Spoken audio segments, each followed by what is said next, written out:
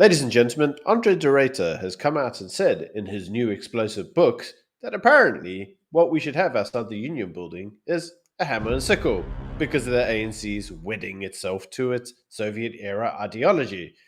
Joining to talk to me about this is Ramon. Hello, Ramon. The ghost of Lenin and Stalin sort of haunt the Union buildings at the best of times. We can see this through policy, and we can see this through Andre de Ruyter's lived experience. We well know that the left loves to talk about lived experience as being the only thing that is truthful in the world, and therefore we are taking Andre's lived experience as the truth as well. Now, obviously, the little gremlin known as Gordon has come out and said, oh, well, the rate has been a bit unfair to the ANC. And, the ANC is a progressive organization and hasn't wedded itself to aged, old ideology. But we don't think this is correct, do we, Ramon? Well, ironically, if you have to speak about anyone who is more responsible for the destruction of democratic South Africa, I would pin that on Gordon's huge forehead because he is the arch pharmacist of destruction. A, he is only a pharmacist, and B, he was a member of the Communist Party for decades. Apparently, he left it in 2009, but we well know, like a cancer that metastasizes, communism never leaves a person once it enters the brain. And for Gordon, he is the arch communist of this country. The ANC claim that this could be a very good model for them to adopt because China managed to uplift a billion or so people out of poverty using this centralized economic model. What they fail to understand is that China also adopted a form of capitalistic approach to business whilst retaining a centralized model for government. China is also very smart and they're very ruthless in the way that they execute things. Corruption in China also is how should we say, a gladiatorial type game in China, something that we don't really see in modern South Africa now, do we? Let's just put it this way, right? If any of these ANC cadres were in China right now, in the positions that they are currently in, they would all be dead. China doesn't Absolutely. accept small time corruption. They expect the big time corruption. They accept that at very like high levels.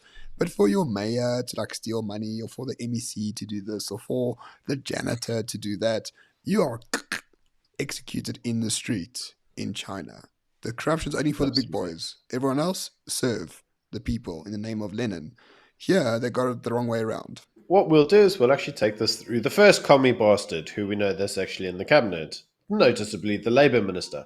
So last week, the Labour Minister and a Member of Parliament, a DA Member of Parliament, obviously had words where the DA Member of Parliament claimed that the ANC government was a so called liberation party because obviously what it had done is liberated their people from apartheid, but then enslaved them to, well, poverty because of their bullshit policies.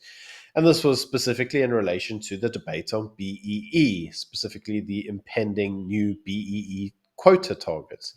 Now, what we had is that following this event, this little turd, also known as the Labour Minister, came out and said, and I quote, "We have been too nice to you, and now your tails are up in the air because we chose peace instead of war. What are you trying to do now? You're forcing us to be more radical." He actually said, there will come a time when you will regret this resistance. Our people have been too tolerant on many issues, including the issues of land and empowerment we are talking about. Obviously, the reference to empowerment is that of the BE debacle. Ngesi shows us something very, very important here. A, he's a communist, of course. He's a member of the South African Communist Party. He's also the man who sort of defended the fire pool in Kandla for like 3 years and sweated on stage like some horrifically obese American at Disney World while doing so.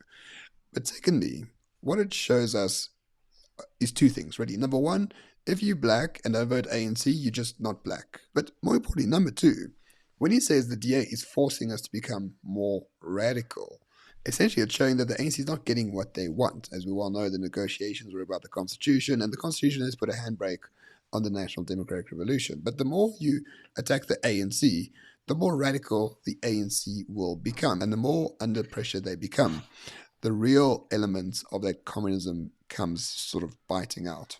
So, obviously, we can now move on from that centralized commie bastard and we can go on to the next commie bastard, who is the basic education minister, who just this week said that she was in favor of centralized procurement systems and centralizing the levers of power when it came through to the education system. Well, in her grubby hands.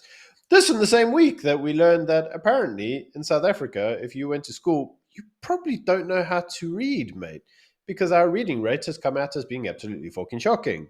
So let's all have the person who's responsible for this give them a round of applause because they want more control, but they fail in every single regard. Something that we've seen time and time again in the ministers in Ramaphosa's cabinet. No one voted for the Communist Party in South Africa, and that's what a lot of people are not really understanding at the moment. The Communist Party is aligned to the ANC. The Communist Party is the brains trust of the ANC, because the ANC are literally retarded, as we well know.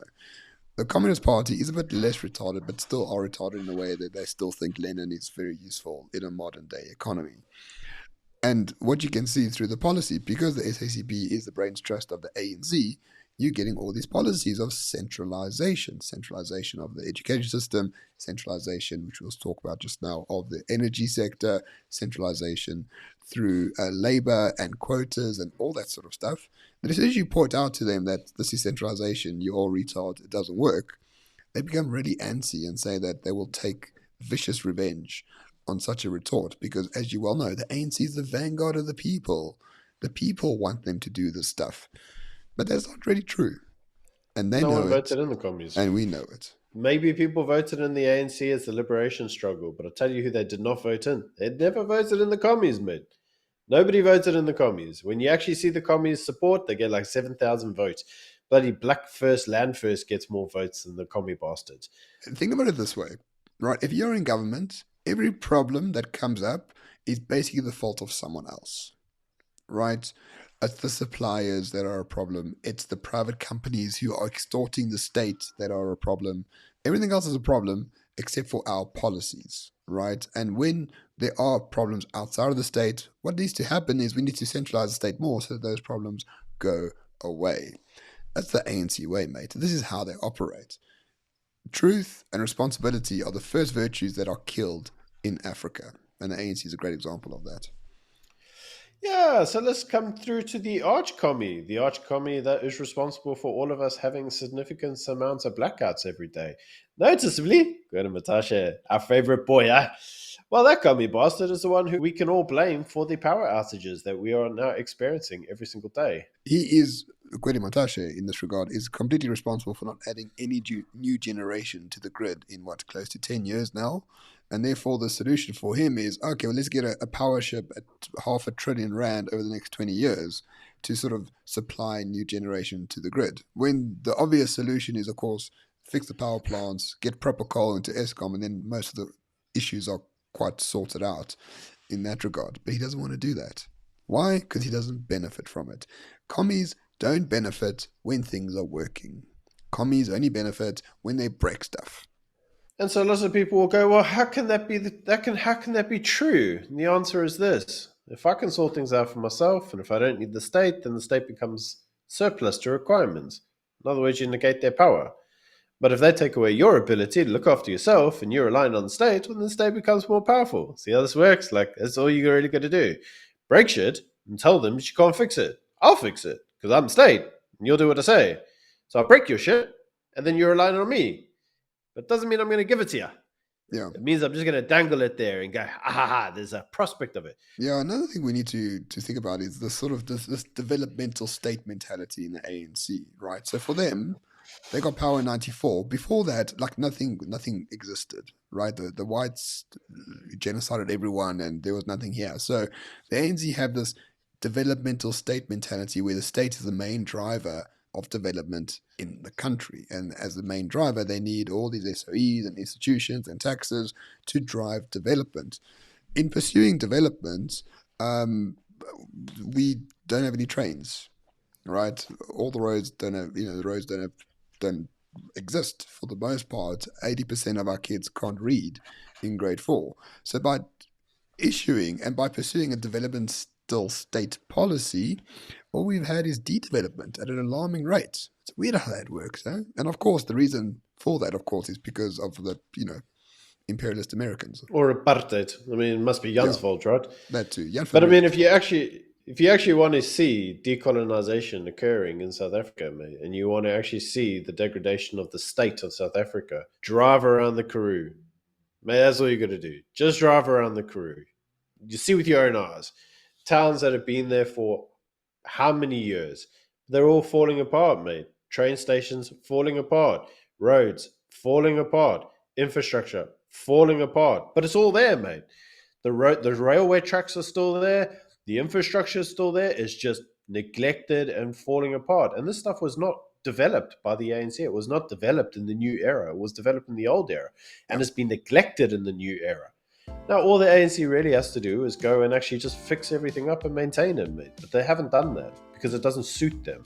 Right? This isn't development, mate. But apparently, we were all meant to sit there, and if we say that, that makes us racist because it's bringing back to the days of apartheid. But we ask people like, why do we allow this to occur? And they're like, well, it's because the governments are in charge of it. And their centralized command structures are, well, they're more interested in themselves than actually the state. And as a result, modern South Africa, baby.